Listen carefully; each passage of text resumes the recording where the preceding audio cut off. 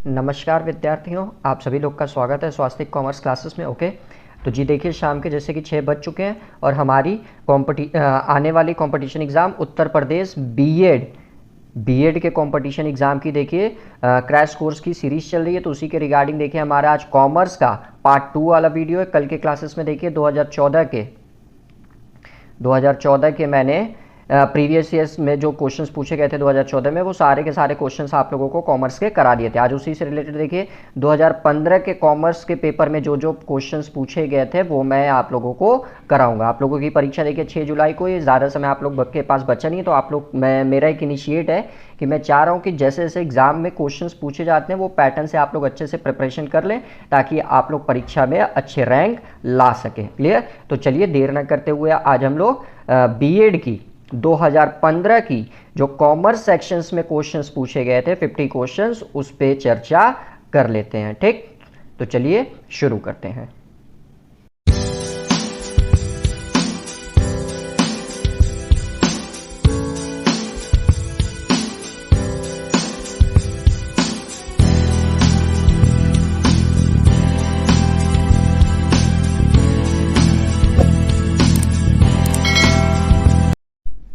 तो जी देखिए, ये बीएड का 2015 का पेपर है। तो 2015 का पेपर बीएड का कॉमर्स का, देखिए कॉमर्स में कौन कौन से क्वेश्चंस पूछे गए थे उसको देखते हैं। लेकिन वीडियो शुरू करने से पहले एक चीज़ आप लोग को बता दूं कि वीडियो जो देखिएगा वो 720p पे आप लोग देखिएगा, ताकि आप लोगों को क्लियर दिख सके। 720p रेजोल्यूशन पर देखिएगा। और पीडीएफ वैसे मैं अपने टेलीग्राम चैनल पर आप लोगों को प्रोवाइड करा दूंगा, जिस टेलीग्राम चैनल पर, जिसका लिंक आपको नीचे डिस्क्रिप्शन बॉक्स में मिल जाएगा। वहाँ से जाकर आप लोग टेलीग्राम चैनल जल्दी से जल्दी ज्वाइन कर लीजिए। चलिए देखिए, सबसे पहला क्वेश्चन क्या किया था 2015 के कॉमर्स के पेपर में यूपी बीएड के, कंपनी के संतुलन स्तर बिंदु को कौन सा बढ़ाएगा। यानी कि जो कंपनी का संतुलन स्तर बिंदु होगा उसमें उसको इनमें से कौन सी चीज़ बढ़ा सकती है। तो याद रखिएगा, जब हमारी जो कॉस्ट होगी वो वेरिएबल हो जाएगी तो उससे क्या होगा, हमारा संतुलन स्तर बिंदु बढ़ जाएगा, यानी कि परिवर्तित लागत में वृद्धि। क्लियर? नेक्स्ट क्वेश्चन देखिए 52 आपसे क्या कह रहा है, फैक्ट्री लागत में सम्मिलित नहीं, यानी कि फैक्ट्री कॉस्ट जो होती है आपकी, वो फैक्ट्री कॉस्ट में किसको शामिल नहीं किया जाता है। समझ गए आप लोग?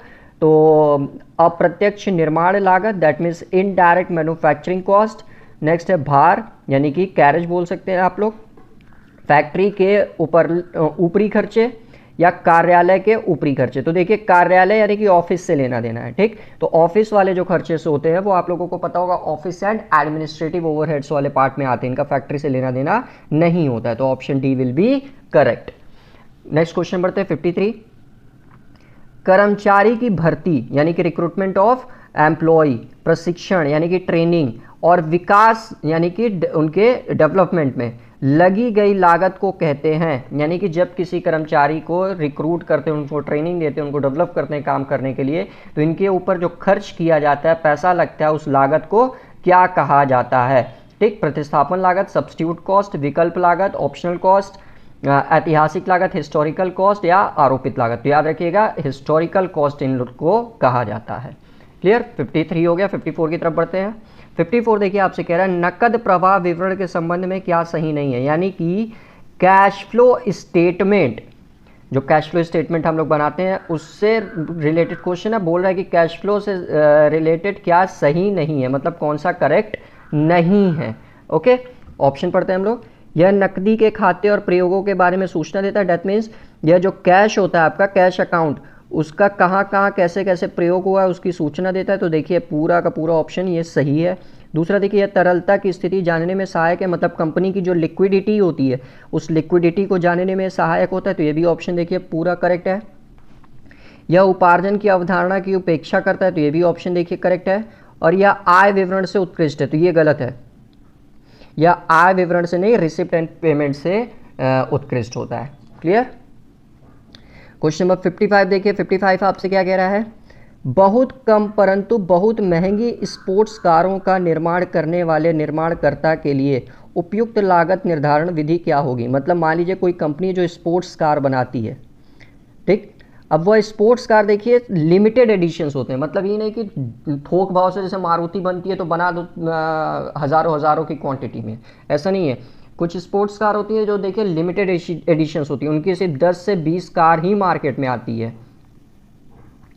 तो देखिए वह क्या करते हैं, बहुत कम कार बनाते हैं, लेकिन वह कारें देखिए बहुत ज़्यादा महंगी होती हैं, वह स्पोर्ट्स कारें बहुत ज़्यादा महंगी होती हैं। तो इसके लिए देखिए जो कॉस्ट निकालने का वो निर्धारण करते हैं वो किस मेथड से करते हैं, वो क्वेश्चन आपसे कर रहा है। क्लियर?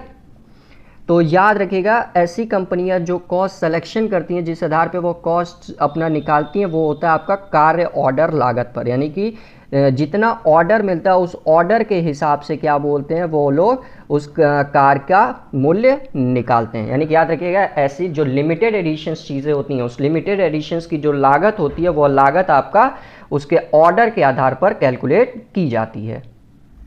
क्वेश्चन नंबर 56 अब देखिए क्या कह रहा है। पुनर्संरचना की स्कीम में पूंजी का न्यूनीकरण यानी कि रिडक्शन बोल रहा है, क्या रूप ले सकता है। जब कंपनी देखिए रिकंस्ट्रक्ट कर रहे हैं हम लोग, तो उसमें जो कैपिटल का रिडक्शन होता है तो वह क्या रूप ले सकता है, उससे रिलेटेड क्वेश्चन कर रहा है। तो अंशधारियों के अंशों पर भी अप्रदत्त राशि के संबंध में उनकी देयताएं कम करना, यानी कि देखिए जो आपका अप्रदत्त राशि है वो कम हो जाएगी। तो जी बिल्कुल पहला ऑप्शन करेक्ट है। किसी दत्त अंश पूंजी जो कंपनी आवश्यक से अधिक का भुगतान करना, ये भी पॉसिबिलिटी है। किसी भी दत्त अंश पूंजी जो नष्ट हो गई है या उपलब्ध परिसंपत्ति द्वारा उसका प्रतिनिधित्व नहीं है को रद्द करना। जी तो ये तीनों ऑप्शन टोटली करेक्ट हैं, इसीलिए इसका आंसर बनेगा 56 का डी। नेक्स्ट क्वेश्चन की तरफ हम लोग बढ़ते हैं।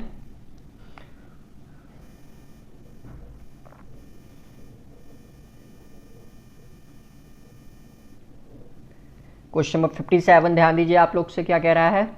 मानव संसाधन प्रबंध यानी कि ह्यूमन रिसोर्स मैनेजमेंट के तंत्र उपागम मॉडल में निम्नलिखित में से बाधा संभावित नहीं है। सॉरी जो आपका मानव संसाधन प्रबंध के तंत्र हैं उसके जो उपागम मॉडल है उसमें क्या सम्मिलित नहीं है, मतलब उसमें क्या चीज शामिल नहीं होता है, ये आपसे पूछ रहा है। ठीक, तो मानव संसाधन नियोजन ये बिल्कुल शामिल होता है, भर्ती एवं चयन ये भी होता है, परफॉर्मेंस अप्रेजल ये भी होता है, विभागीयकरण ये देखिए एचआरएम का हिस्सा नहीं होता है। 58 देखिए आपसे क्या कह रहा है। 58 किसके निष्पादन का मापन सामान्य तौर पर आसान होता है, यानी कि किसका निष्पादन करना सामान्य तौर पर आसान इजी होता है। क्लियर? औद्योगिक संबंध प्रबंधक, शोध एवं विकास प्रबंधक, विक्रयकर्ता या ये सभी। तो देखिए औद्योगिक और शोध ये दोनों बहुत जटिल प्रक्रिया है, तो इसीलिए इसका आंसर बनेगा विक्रयकर्ता। नेक्स्ट क्वेश्चन बढ़ते हैं 59 देखिए आपसे कह रहा है विक्रेताओं के लिए मौद्रिक प्रोत्साहन निम्नलिखित में से क्या नहीं है।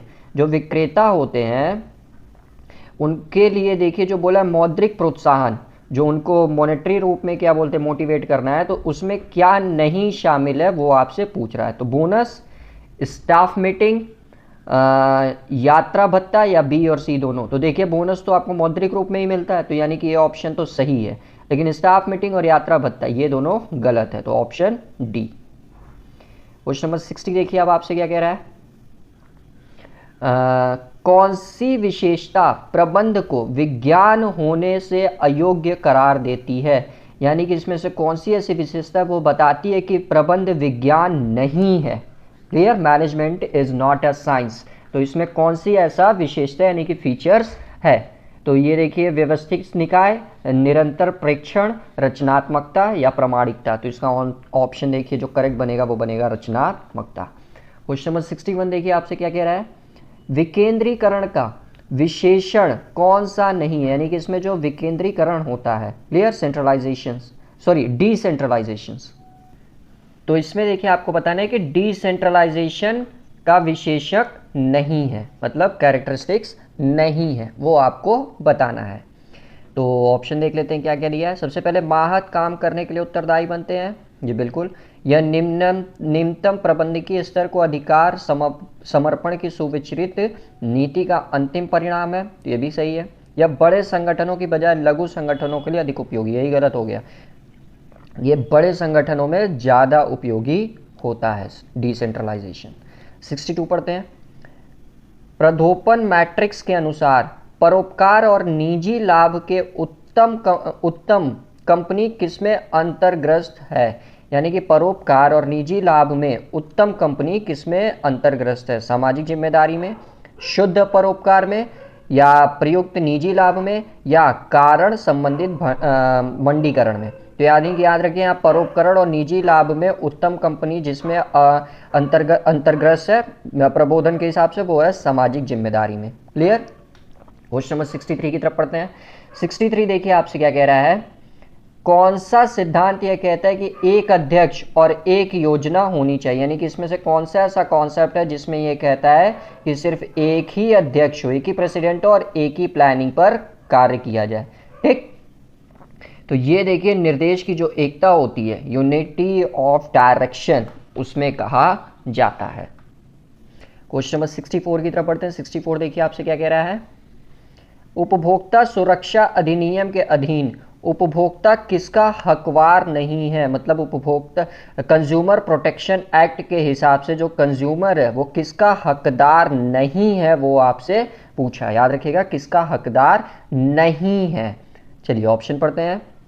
जीवन के लिए खतरनाक सामान के मंडीकरण के लिए सुरक्षित होने के लिए, तो ये इसको पूरा का पूरा राइट है, तो ये उसका हकदार है। उत्पाद की गुणवत्ता, मात्रा और शुद्धता की सूचना प्राप्त करने के लिए, तो ये भी देखिए उसकी क्वालिटी, उसकी क्वांटिटी, उसकी शुद्धता, ये सब जानने का भी उसको अधिकार है। उपभोक्ता की शिक्षा प्राप्त करने के लिए ये भी है। उत्पाद के दोषपूर्ण प्रयोग के कारण हुए नुकसान से सुरक्षित होने के लिए, तो इसका ऑप्शन ये देखिए गलत होगा। जब उपभोक्ता खुद ही दोषपूर्ण तरीके से उसका प्रयोग कर रहा है तो उसके लिए कंपनी थोड़ी ना जिम्मेदार होगी। क्वेश्चन नंबर 65 की तरफ बढ़ते हैं। 65 देखिए आपसे क्या कह रहा है, लेखाकारी चक्र में पहले कौन सा आता है, यानी कि जब देखिए हम लोग अकाउंटिंग साइकिल अपना बनाते हैं तो उसमें सबसे पहले क्या आता है वह आपसे कर रहा है। सहायक बहियों में रिकॉर्ड करना, व्यापार लेखा तैयार करना, खाता लेखे में चढ़ाना, या शेष परीक्षण पत्र में दर्ज करना। तो सबसे पहले देखिए जो हमारी सहायक बहियाँ होती हैं सबसे पहले उसमें रिकॉर्ड किया जाता है, यानी कि सबसे पहले देखिए हम लोग क्या करते हैं, बुक कीपिंग में एंट्री करते हैं ना, एंट्री नहीं करते हैं, एक्चुअली बुक कीपिंग में रिकॉर्ड लिखते हैं। 66 देखिए आपसे क्या कह रहा है, नया उत्पाद विकसित करने के लिए व्यवसाय विश्लेषण करने के बाद कंपनी को क्या करना चाहिए, यानी कि जब कंपनी नया उत्पाद विकसित करने के लिए व्यवसाय विश्लेषण करने के बाद कंपनी को क्या करना चाहिए, विचारों का सृजन, उत्पाद स्थापित करना, उत्पाद का विकास एवं परीक्षण करना, या परीक्षण विपणन। तो यहाँ देखिए सवाल में आंसर था नया उत्पाद विकसित करने के लिए, तो इसका देखिए option C will be correct, उत्पाद का विकास एवं परीक्षण। क्लियर। क्वेश्चन नंबर 67 की तरफ बढ़ते। 67 देखिए आपसे क्या कह रहा है, क्रेता के व्यवहार यानी कि बायर्स बिहेवियर को प्रभावित करने वाला प्राथमिक समूह है, यानी कि बायर बिहेवियर को अफेक्ट करने वाला प्राइमरी सेक्टर कौन सा है, प्राइमरी चीज कौन सी है, परिवार, पेशेवरों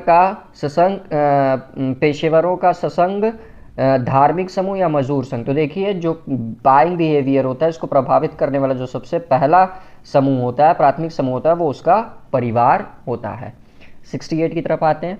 इक्विटी वित्त पोषण के ऊपर ऋण वित्त पोषण के लाभ किस स्थिति में उच्चतम हो सकते हैं, यानी कि इक्विटी वित्त पोषण के ऊपर जब आपका वित्त पोषण लाभ होगा तो ये किस स्थिति में उच्चतम हो सकता है। आइए ऑप्शन देख लेते हैं।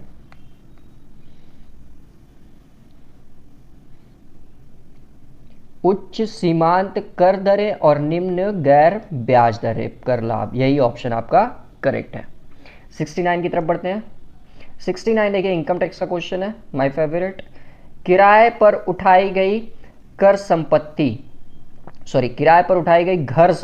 एक्चुअली थोड़ा ब्लर है इसीलिए पढ़ने में दिक्कत हो रही है।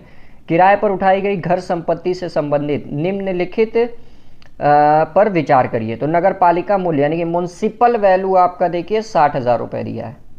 फिर उसके बाद से उचित किराया यानी कि फेयर रेंट आपका देखिए 68,000 दिया है। क्लियर। फिर किराया नियंत्रण अधिनियम के अंतर्गत मानक किराया 62,000 यानी कि स्टैंडर्ड रेंट आपका दे रखा है 62,000।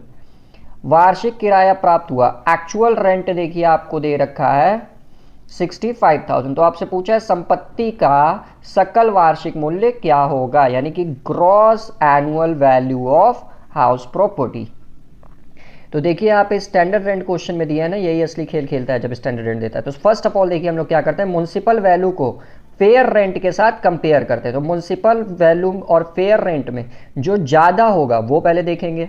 याद रखिएगा जब स्टैंडर्ड रेंट देगा तो सबसे पहले हम लोग क्या करेंगे, म्युनिसिपल वैल्यू और फेयर रेंट को एक साथ कंपेयर करेंगे और जो दोनों में ज़्यादा होगा उसको कंसीडर करेंगे। तो देखिए म्युनिसिपल वैल्यू 60,000 दी थी, फेयर रेंट 68,000 दिया था, यानी कि देखिए फेयर रेंट आपका कितना आ गया, 68,000। ठीक, और फिर स्टैंडर्ड रेंट देखिए आपका कितना दिया है, 62,000। तो देखिए अब फेयर रेंट का कंपैरिजन होगा स्टैंडर्ड रेंट से, तो इसमें जो दोनों में कम होगा, याद रखिएगा जो दोनों में कम होगा वो बनेगा आपका एक्सपेक्टेड रेंट। तो एक्सपेक्टेड रेंट यानी कि संभावित किराया, देखिए दोनों में कम कौन सा है, 62,000, तो वो आपका बन गया एक्सपेक्टेड रेंट। एक्चुअल रेंट देखिए जो आपको प्राप्त हो रहा है वो हो रहा है 65,000। अब एक्सपेक्टेड रेंट और एक्चुअल रेंट में जो ज़्यादा होता है वही आपका बनता है ग्रॉस एनुअल वैल्यू। तो देखिए दोनों में ज़्यादा कौन सा है, 65,000, वही आपका बन गया ग्रॉस एनुअल वैल्यू, यानी कि option C will be correct. Question number 70 देखिए आपसे क्या कह रहा है, एकल स्वामित्व से संबंधित कौन सा है। एकल स्वामित्व यानी कि देखिए सोल प्रोप्राइटरशिप की बात कर रहा है, सोल प्रोप्राइटरशिप से संबंधित कौन सा है, असीमित देनदारी यानी कि अनलिमिटेड लाइबिलिटी, स्थायी स्वामी से अलग फर्म का कानूनी अस्तित्व, ये तो गलत हो गया क्योंकि जब सिंगल प्रोप्राइटरशिप होता है तो ये चीज़ वहाँ काम नहीं करती है। चालू फर्म, स्वामी का महत्वपूर्ण निर्णय पर कोई नियंत्रण नहीं होता, जब एक लौता मालिक है तो उसका देखिए महत्वपूर्ण निर्णय पर डायरेक्ट असर होगा। तो देखिए याद रखिएगा जो एकल स्वामित्व होता है उसका पहला ऑप्शन यहाँ करेक्ट बनेगा, उसका दायित्व जो होता है वो असीमित होता है। 70 हो गया, अब 71 की तरफ बढ़ते हैं। गैर सरकारी कंपनी की विशेषता कौन सी नहीं है। गैर सरकारी कंपनी यानी कि नॉन गवर्नमेंट कंपनी की बात कर रहा है आपसे, तो उसकी कौन सा इसमें कैरेक्टरिस्टिक्स नहीं है पूछा है। फर्स्ट ऑफ ऑल स्वतंत्र कानूनी अस्तित्व, जी बिल्कुल सारे कंपनी का देखिए खुद का एक अस्तित्व होता है। रजिस्ट्रार के पास विवरण पत्रिका फाइल करने की जरूरत नहीं, ये गलत है, उसको फाइल करने की जरूरत है। यहाँ पूछा आपसे गैर सरकारी कंपनी की विशेषता कौन सी नहीं है, हाँ तो ये भी सही है। हाँ गवर्नमेंट कंपनी को देखिए विवरण पत्रिका फाइल करने की जरूरत होती है, सरकारी को नहीं, तो ये भी करेक्ट है। सदस्य की देनदारी असीमित होती है, ये ऑप्शन गलत हो गया, जो सदस्यों की देनदारी होती है वो सीमित नहीं, असीमित नहीं, सीमित होती है, ये याद रखिएगा। जो सदस्य जो मेंबर्स होते हैं गैर सरकारी कंपनी के, उनके जो मेंबर्स का जो लायबिलिटी होता है वो लिमिटेड होता है। क्लियर, 71 भी हो गया। अब 72 की तरफ बढ़ते हैं हम लोग। चैनल को सब्सक्राइब नहीं किया है सो प्लीज़ चैनल को जल्दी से जल्दी सब्सक्राइब कर लें, क्योंकि इसी तरह परीक्षा तक हमारी रेगुलर क्लासेस चलती रहेंगी। और वीडियो को ज़्यादा से ज़्यादा शेयर करिए ताकि ज़्यादा से ज़्यादा बच्चे हम लोगों के साथ जुड़ सकें और वो क्लास से लाभान्वित हो सकें। और PDF के लिए ज़रूर टेलीग्राम फॉलो करें, टेलीग्राम का लिंक डिस्क्रिप्शन बॉक्स में अवेलेबल है। क्वेश्चन नंबर 72 देखिए आपसे क्या कह रहा है, विक्री बहियों में अधिक लिखे गए को कैसे सही किया जा सकता है। यानी कि जो सेल्स रिकॉर्ड्स होता है आपका, उसमें अगर कोई चीज़ अधिक लिख दी गई है तो उसको कैसे सही किया जा सकता है, वो आंसर आप लोगों को करना है। क्लियर, आइए ऑप्शन पढ़ते हैं। निलंबित खाते में डेबिट कर और बिक्री खाते में क्रेडिट कर, या बिक्री खाते में डेबिट कर और निलंबित खाते में क्रेडिट कर, ये आंसर करेक्ट बन जाएगा। जितना अधिक लिखा गया उसको देखिए सेल्स अकाउंट में क्रेडिट कर दीजिए और जिस रेलेवेंट का है उस अकाउंट में उसको क्रेडिट कर दीजिए, खत्म। क्वेश्चन नंबर 73 देखिए आपसे क्या कह रहा है, एक सीमांत देयता कंपनी ने वित्तीय वर्ष में 40 लाख रुपए की बिक्री की, यानी कि सेलिंग देखिए 40 लाख रुपए की दे रखी है। यदि इसकी परिवर्तित लागत 70% है, यानी कि वेरिएबल कॉस्ट 70% है, स्थिर लागत 8 लाख है, यानी कि फिक्स्ड कॉस्ट आपकी 8 लाख रुपए है, और ब्याज 2 लाख रुपए, और इस पे देखिए कंपनी पे 2 लाख रुपए का इंटरेस्ट है, तो कर से पहले इसकी कमाई क्या होगी। यानी कि आपसे पूछ रहा है प्रॉफिट बिफोर टैक्स कितना होगा, ये आपसे पूछ रहा है।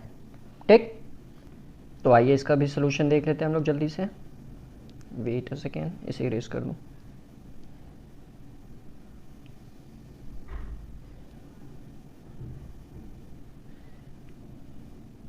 तो देखिए क्वेश्चन में आपका सेल्स जो दे रखा था वो सेल्स दे रखा था आपका 40 लाख रुपए।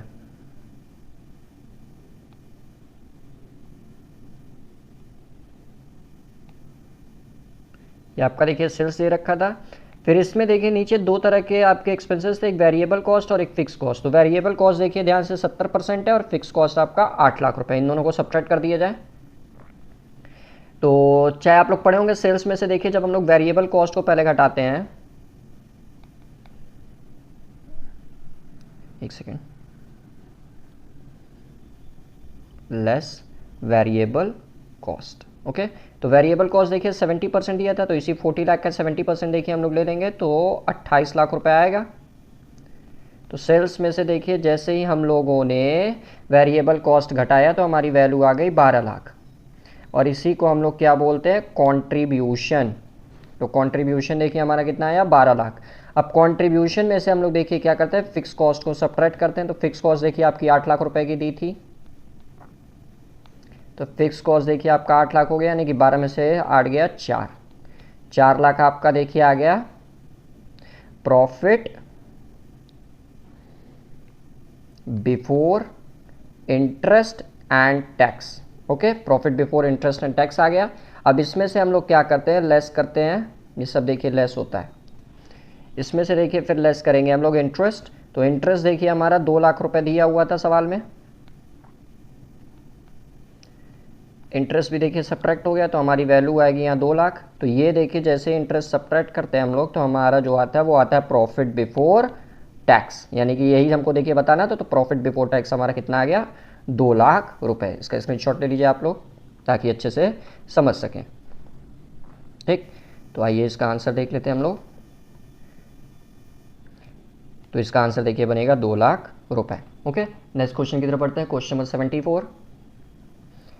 74 देखिए आपसे क्या कह रहा है, बिक्री में प्रतिशत परिवर्तन के कारण प्रति शेयर कमाई प्रतिशत परिवर्तन को कहते हैं। यानी कि देखिए जब सेल्स में हम लोग प्रतिशत परिवर्तन के कारण, अगर मतलब सेल्स में अगर कोई हम लोग उसके परसेंटेज में चेंजेस करते हैं, तो जो हमारी जो प्रति शेयर कमाई होती है उसमें भी परिवर्तन हो जाता है।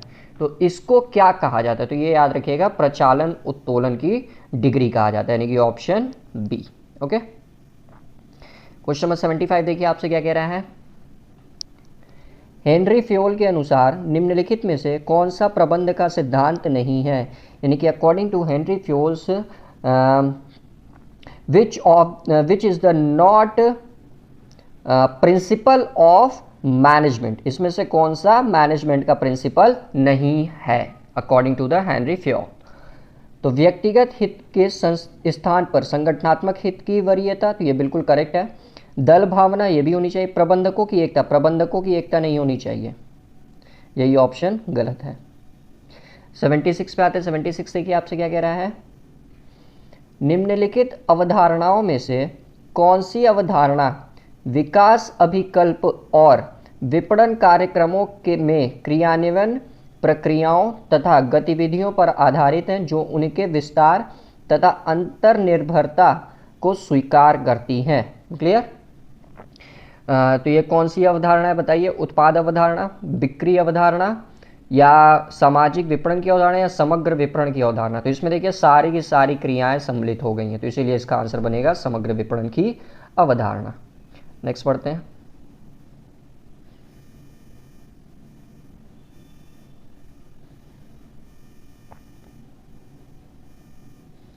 क्वेश्चन नंबर 77 देखिए अब आपसे क्या कह रहा है, उत्तरदायित्व लेखांकन यानी कि रिस्पॉन्सिबिलिटी अकाउंटिंग का जो लक्ष्य होता है, जो टारगेट होता है वो क्या होता है। क्लियर? रिस्पॉन्सिबिलिटी अकाउंटिंग का जो लक्ष्य होता है, टारगेट होता है, वह क्या होता है, वो आपको बताना है। यह सुनिश्चित करना कि गलत हो जाने पर प्रबंधक को दंडित किया जा सके। देखिए दंडित क्या होता है भाई, ये ऑप्शन गलत है। यह सुनिश्चित करना कि लागतें विशिष्ट प्रबंधक की जिम्मेदारी बन जाती है, ये ऑप्शन बिल्कुल करेक्ट है। क्वेश्चन नंबर 78 पे आते हैं। सर्वागीण विपणन का मुख्य संगठक क्या नहीं है। ओके, सर्वागीण विपणन यानी कि मार्केटिंग का क्या संगठक नहीं है, इसमें से कौन सा उसका पार्ट नहीं है। संबंध विपणन, एकीकरण विपणन, या आपका आंतरिक विपणन, या सामाजिक रूप में से उत्तरदायी विपणन। तो देखिए जो आंतरिक विपणन होता है ना वो सर्वाग्रणी विपणन का हिस्सा नहीं होता है। 79 पे आते हैं। लक्ष्य विपणन में अंतिम सोपान है, यानी कि जो टारगेट मार्केटिंग होती है उसमें लास्ट स्टेज क्या होता है? बाजार विश्लेषण, बाजार अवस्थिति, बाजार विखंडन या बाजार लक्ष्यीकरण। तो जो बाजार अवस्थिति होता है वही लक्ष्य विपणन का अंतिम सोपान होता है। क्वेश्चन नंबर 80 की तरफ बढ़ते हैं। निम्नलिखित में से क्या सत्य है, यानी कि कौन सा स्टेटमेंट इसमें करेक्ट है, यह आपको बताना है। व्यवस्थित जोखिम व्यावर्तनीय है परंतु अव्यवस्थित जोखिम गैर प्रवर्तनीय है। क्लियर? तो ये व्यवस्थित जोखिम प्रवर्तनीय है परंतु अव्यवस्थित जोखिम गैर परिवर्तनीय है, तो ऑप्शन गलत है, क्योंकि ऐसा थोड़ी ना होता है व्यवस्थित जोखिम को परिवर्तन कर दिया जाए। जरूरी है, समटाइम नहीं हो सकता, समटाइम हो सकता है, तो इसलिए ये ऑप्शन सही नहीं माना जाएगा। व्यवस्थित जोखिम गैर परिवर्तनीय है परंतु अव्यवस्थित जोखिम परिवर्तनीय, ये ऑप्शन देखिए करेक्ट हुआ। ये यही ऑप्शन देखिए उल्टा लिख दिया था, तो इसीलिए पहला ऑप्शन गलत था और ये बी वाला ऑप्शन बिल्कुल करेक्ट है। क्वेश्चन नंबर 81 की तरफ बढ़ते हैं। निम्नलिखित में से कौन सी वित्तीय संस्था भारतीय रिजर्व बैंक के निरीक्षणात्मक सीमा क्षेत्र में नहीं है? मतलब इसमें से ऐसी कौन सी संस्था है जो आरबीआई के अंडर में नहीं आती है? ठीक, ऐसा कौन सा इसमें ऑर्गेनाइजेशन है जो आरबीआई के अंडर में नहीं आता है? भारत में प्रचलित विदेशी वाणिज्यिक बैंक, तो जितने भी फॉरेनर कॉमर्शियल बैंक्स हैं उन सब पे आरबीआई के नियम लागू होते हैं, तो पहला ऑप्शन तो गलत हो गया। क्षेत्रीय ग्रामीण बैंक, रीजनल रूरल बैंक पे भी आपका क्या बोलते हैं आरबीआई की गाइडलाइंस फॉलो अप की जाती है। म्यूचुअल फंड ही गलत हो गया, क्योंकि ये देखिए आरबीआई के अंडर में ना आके सेबी के अंडर में आता है। Clear? Security exchange board of India के तहत। क्वेश्चन नंबर 82 देखिए आपसे क्या कह रहा है। एक पूर्ण प्रतियोगिता यानी कि एक परफेक्ट कंपटीशन फॉर्म के लिए उत्पादन का संतुलन स्तर उस बिंदु पर होता है, यानी कि इक्विलिब्रियम पॉइंट आपसे पूछ रहा है प्रोडक्शन का।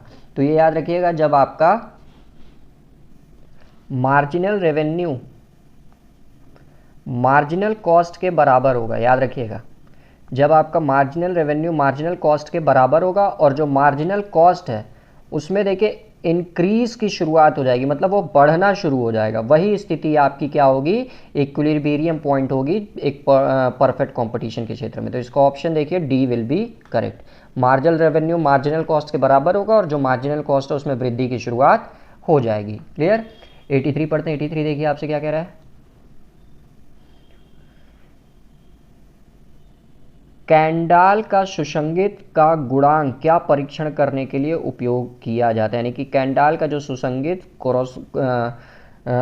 कंकॉर्डेंस का जो कोफिशिएंट होता है उसके परीक्षण के लिए क्या उपयोग किया जाता है? तो इसके चरों के बीच का जो संबंध होता है वही इसके परीक्षण के लिए उपयोग किया जाता है। जो वेरिएबल्स के बीच का रिलेशन होता है उसी को ध्यान में देते हैं। क्वेश्चन नंबर 84 देखिए आपसे क्या कह रहा है। आहार, स्वास्थ्य तथा पोषण के बारे में उपभोक्ता की अभिवृत्तियां एवं धारणाएं निम्नलिखित में से क्या निम्नलिखित के द्वारा प्रभावित होती हैं? यानी कि जो आहार है, फूड्स है, स्वास्थ्य है, हेल्थ है, पोषण है, न्यूट्रिएंट्स है, तो इसमें जो उपभोक्ता की मनोवृत्ति होती है, मतलब साइकोलॉजिक होता है, वो धारणाएं किससे प्रभावित होती हैं वो आपसे क्वेश्चन कर रहा है। तो आर्थिक, सांस्कृतिक, सामाजिक या प्राकृतिक। तो देखिए जो आहार है, फूड है, हेल्थ है, न्यूट्रिएंट्स, ये सांस्कृतिक वातावरण से ही प्रभावित होती है। 85 क्वेश्चन देखिए कट गया है तो इसको स्किप कर देते हैं। 86 पे आते हैं। 86 ध्यान दीजिए आपसे क्या कह रहा है। ए और बी क्रमशः 90,000 और 85,000 की पूंजी का अंशदान किया और 3:2 अनुपात में लाभ और हानि बांटने के लिए एक समझौता किया। यानी कि ए का कैपिटल देखिए 90,000 इन्वेस्ट कर रहा है, बी 85,000 इन्वेस्ट कर रहा है और दोनों ये डिसाइड कर रहे हैं कि हमारा जो प्रॉफिट होगा वो 3:2 में बटेगा। आगे पढ़ते हैं। पुनर्मूल्यांकन के बाद ए की बकाया पूंजी क्या होगी यदि 1,20,000 रुपये की मशीनरी का मूल्य 90,000 रह गया और 45,000 रुपये के लेनदार का मूल्य 35,000 रुपये हो गया। यानी कि जब हम लोग देखिए रीवैल्यूएशन कर रहे हैं तो ए की आपसे पूछ रहा है बस बकाया पूंजी क्या होगी। और ये रीवैल्यूएशन कैसे हो रहा है आपका, जो आपका देखिए मशीन है वो 1,20,000 का था, उसकी वैल्यू अब देखिए 90,000 हो गई। और जो आपका क्रेडिटर है जो 45,000 जहाँ देना था वो अब 35,000 हो गया। ठीक, तो इसके ये रीवैल्यूएशन करने के बाद अब एक को कितनी पूंजी दे होगी वो आपको बतानी, मतलब एक के अकाउंट में कितना अमाउंट क्रेडिट होगा वो आपको बताना है। ठीक, तो आइए इसका भी सोल्यूशन देख लेते हैं। तो इसके लिए देखिए एक छोटा सा रीवैल्यूएशन अकाउंट यहाँ पे आप लोग बना लीजिए।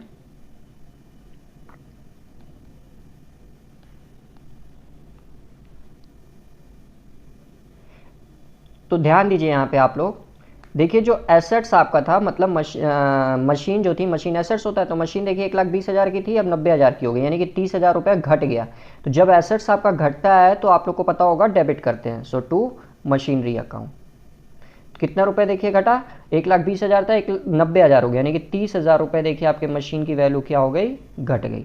क्लियर, आगे पढ़ते हैं। आगे देखिए जो आपके लेनदार थे यानी कि क्रेडिटर्स थे, क्रेडिटर्स देखिए 45,000 के थे, अब 35,000 के हो गए, यानी कि आपका लाइबिलिटी घटा इस बारी। तो जब लाइबिलिटी घटता है तो कंपनी को फायदा होता है, तो उसको हम लोग क्रेडिट कर देंगे बाय क्रेडिटर्स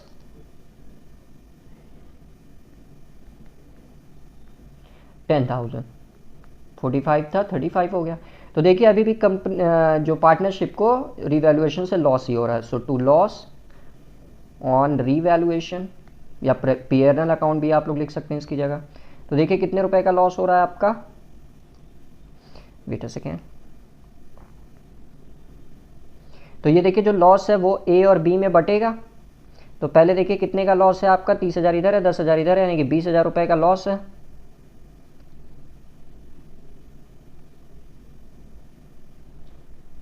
अब ये देखिए उनके प्रॉफिट शेयरिंग रेशियो में बटेगा, जो आपका कितना दिया था 3:2। तो जब 3:2 को हम लोग 20,000 बांटेंगे तो इसका देखिए हिस्सा आएगा 12,000 और इसका हिस्सा आएगा 8,000, यानी कि 12,000 देखिए ए को क्या हो रहा है, नुकसान हो रहा है ना। तो आपसे पूछा था कि बताइए ए का कैपिटल कितना हो जाएगा आफ्टर रिवैल्यूएशन। तो देखिए ए का कैपिटल 90,000 था, 90,000 में से 12,000 का नुकसान हो गया तो बचा कितना 78,000, तो वही उसका कैपिटल हो जाएगा, यानी कि 86 का सी। आगे बढ़ते हैं 87 पे।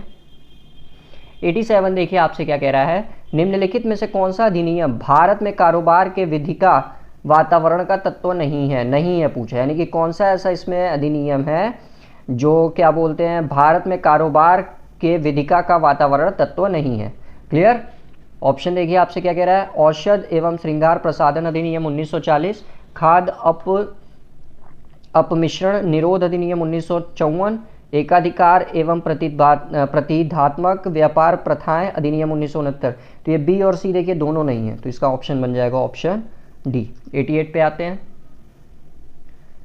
निर्णय की समस्या जिसमें 4 सम्मिलित वैकल्पिक निर्णय और 6 संभावित स्थितियां हैं में पे ऑफ टेबल में क्या समाविष्ट होगा।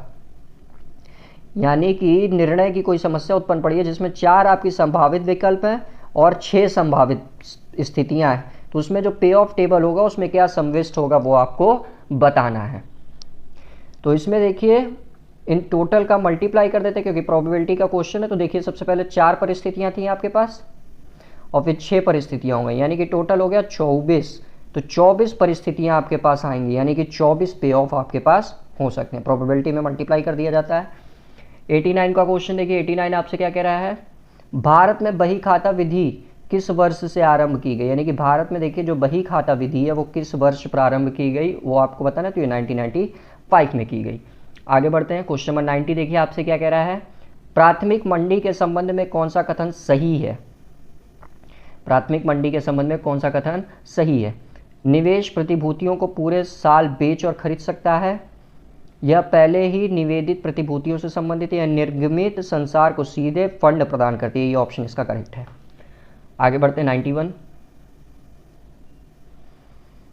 मुद्रास्फीति लेखाकरण के संबंध में कौन सा कथन सही नहीं, यानी कि मनी इन्फ्लेशन के अकाउंटिंग जो होती है, मनी इन्फ्लेशन की अकाउंटिंग उससे कौन सा सही नहीं है स्टेटमेंट, उससे रिलेटेड आपको वो बताना है। कर अधिकारी इसको नहीं मानते हैं, बिल्कुल गलत है, कर अधिकारी इसको मानते हैं, सॉरी मुद्रा नहीं है बोला, हाँ तो कर अधिकारी इसको नहीं मानते हैं, ये ऑप्शन बिल्कुल करेक्ट है। नेक्स्ट देखिए, कभी कभी इसका परिणाम मनमाने मुनाफे में निकाला जाता है, ये भी करेक्ट है। क्योंकि इन्फ्लेशन तो कोई कैसे भी दिखा सकता है। वित्तीय विवरण अपनी विश्वसनीयता खो देते हैं क्योंकि वस्तुपरकता की अवधारणा का उल्लंघन किया जाता है। ये भी ऑप्शन बिल्कुल करेक्ट है, क्योंकि बी देखिए जब ये अप्लाई होता है तो सी अपने आप ही अप्लाई हो जाता है। कुछ समय बाद अंकों की तुलना आसानी से नहीं की जा सकती, ये ऑप्शन करेक्ट है। क्वेश्चन नंबर 92 देखिए, उपभोक्ता सुरक्षा अधिनियम को कब अधिनियमित किया गया था? उपभोक्ता सुरक्षा अधिनियम को कब अधिनियमित किया गया था? तो 1986 में। बट अब इसमें देखिए जो नया हमारा एक्ट आया है कंज्यूमर प्रोटेक्शन एक्ट, वो 2020 है। ये तो पुराना था, अब वही आपका नया अपडेटेड वर्जन आया है 2020 में। क्वेश्चन नंबर 93 देखिए आपसे क्या कह रहा है, किसी भी हालात में साझेदारी फर्म को अनिवार्य रूप से न्यायालय द्वारा विघटित नहीं किया जाता।